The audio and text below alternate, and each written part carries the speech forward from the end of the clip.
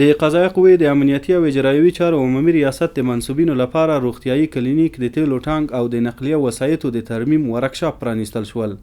د روان 1445 هجري قمري کال د جمادی الثاني میاشتې په 9مه نیټه د قضایه قوې د امنیتي او اجرایوي چارو عمومي ریاست د منصوبینو لپاره د روغتیایي کلینیک د تیلو ټانک او دغه ریاست اړوند نقلیه وسایطو د ترمیم ورکشاپ ګټې اخیستنې ته وسپارل شول.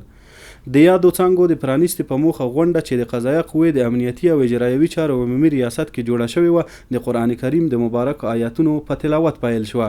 ورپسې د دغه ریاست د دعوت او ارشاد عمومي مدیر مولوي رحم الله منیب د غونډې حاضرینو ته د اسلامي نظام د اقتدار او حاکمیت پر شرایطو خبرې وکړې. ویې ویل دغه دنیا ته د مسلمانانو اقتدار په دنیا کې مسلمانانو ته حاکمیت چې الله ورکوي هغه څه شرطونه لري که هغه شرطونه په مؤمنانو کې پیدا شي نو بیا به مسلمانان د دغه دنیا حاکمیت ترلاسه کوي. هغه اول شرط ایمان ده، دویم شرط عمل صالحه ده.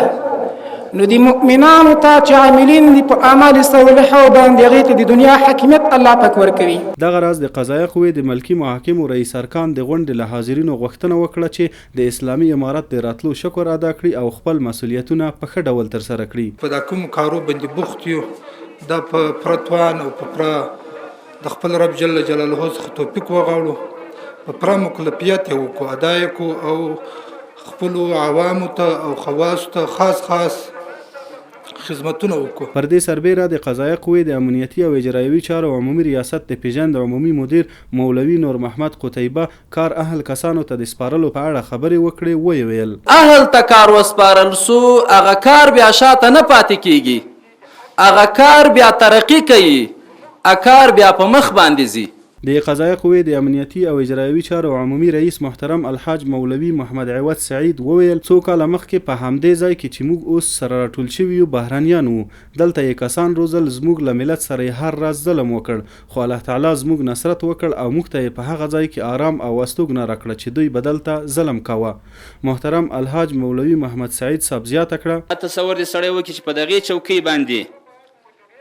4 کاله مخکې څوک وه، 15 کاله مخکې څوک وه، 10 کاله مخکې پر دغې چوکۍ څوک وه.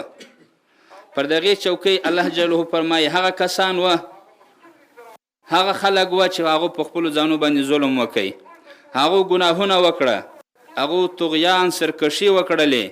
هغوی دوی ملت سره ظلمونه وکړله، هغوی دوی ملت ته قسم ناخوالې ورواړولې.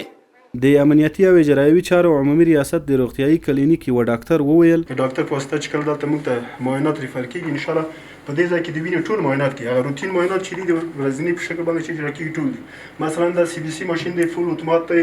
هیماتولوژي فول اتومات انالایزر ورته ویل کېږي چې تقریبا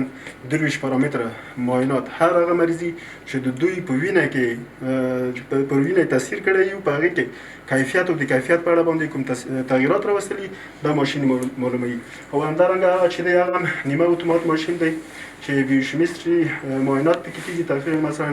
لیپید پروفایل دی لکه چربي او شکر او د ګردو مشکلات، همدارنګه نور اساسیتونه چې په بدن کې د دې باعث ګرځي چې په وینه کې تغییرات راولي په هغې ماشین کې موندي. د امنیتي او اجرایوي چارو عمومي ریاست منصوبینو او کارکوونکو د دغه ریاست له رهبرۍ څخه مننه وکړه چې د دوی د ستونزو د حل په موخه یې په ټاکلي وخت اقدام کړی دی. او ویې ویل د یادو ادارو په جوړېدو سره به د دوی روغتیایي ستونزې حل شي او دغه راز به نقلیه وسایط په ټاکلي وخت او کمو لګښتونو سره د ریاست په داخل کې ترمیم کیږي.